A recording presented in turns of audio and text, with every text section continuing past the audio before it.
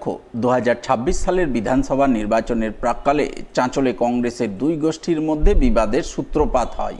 মূলত চাঁচলের কংগ্রেস প্রার্থী কে হবেন তা নিয়ে বিবাদের সূত্রপাত ঘটে বলে খবর। যদিও শেষ পর্যন্ত দলীয় নির্দেশে চাঁচল বিধানসভায় কংগ্রেস প্রার্থী হিসাবে ভোটে প্রতিদ্বন্দ্বিতা করেন প্রাক্তন বিধায়ক আসিফ মেহবুব। আর এই ঘটনায় চাঁচল 1 নম্বর ব্লক কংগ্রেস সভাপতি আনজারুল হক ওরফে জনি কংগ্রেস দল থেকে বহিষ্কৃত হয়ে নির্দল প্রতীকে ভোটে লড়াই করেন। তবে ভোট পর্ব মিটে গেলেও প্রাক্তন বিধায়ক আসিফ মেহবুব এবং বহিষ্কৃত কংগ্রেস নেতা আনজারুল হক জনির অনুগামীদের মধ্যে বিবাদ জারি রয়েছে। সেই বিবাদের জেরেই শনিবার চাঁচল 1 নম্বর ব্লক কংগ্রেস কার্যালয়ের দখলদারি নিয়ে দুই পক্ষের মধ্যে বচসা, হাতাহাতি এবং সংঘর্ষের ঘটনা ঘটে বলে খবর।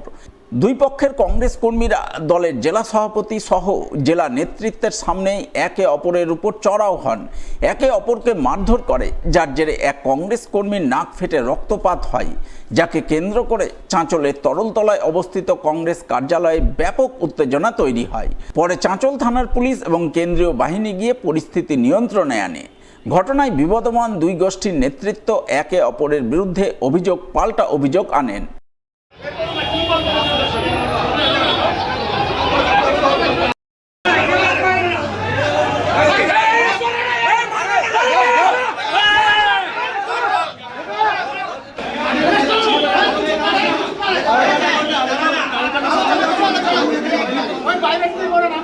আজকে আসিফের নেতৃত্বে ইসাবাবুরও পিছনে ছিল, মৌসুম পিছনে ছিল, কিন্তু আসিফ ফ্রন্টে ছিল। আসিফের নেতৃত্বে কিছু গুন্ডা বাহিনী ভাড়া করে এনে আমাদের একজন সমর্থক তাকে মাথায় আঘাত করেছে এবং তার রক্তপাত হয়েছে। এটাকে আমরা ধিক্কার জানাচ্ছি। বলছি এখানে তো সুষ্ঠুভাবে বসানোর কথা ছিল, আপনারা সুষ্ঠুভাবে? হ্যাঁ, আমরা সুষ্ঠুভাবে 15-20 জন ছিলাম, কিন্তু সেখানে তারা দল বেঁধে মিছিল করে, আরে পার্টি অফিসে আসবে কংগ্রেসের, সেখানে মিছিল মিটিং নয়, এখানে একটা আলোচনা সভা, সেখানে মিছিল করে এসে গুন্ডা বাহিনী নিয়ে এসে এরকম আক্রমণ করাটা ঠিক হয়?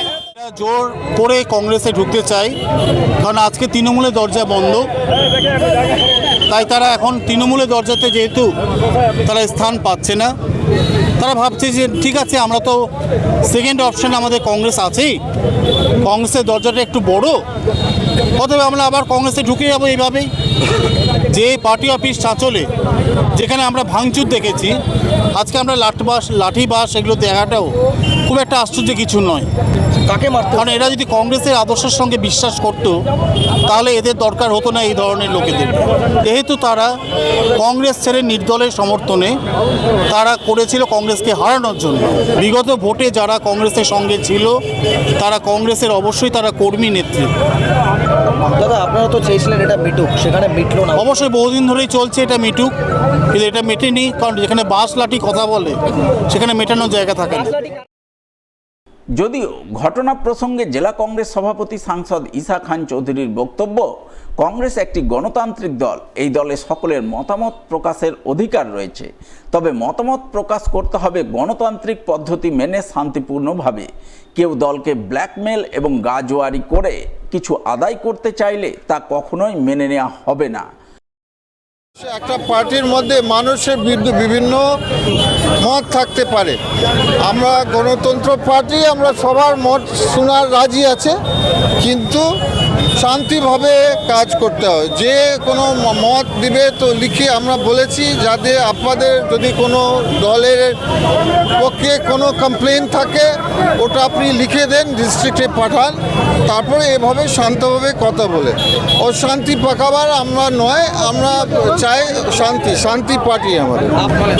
না দেখো, এটা যখন আমরা ঢুকলো কিছু লোকরা অভিযোগ করছিল, তো এরা একসঙ্গে সবাই আমাদের পার্টি ওয়ার্কাররা, আমরা দেখছি যদি কোনো মীমাংসা করতে পারি, কিন্তু আবার বলছি একটা পার্টি ডিসিপ্লিন থাকতে হবে।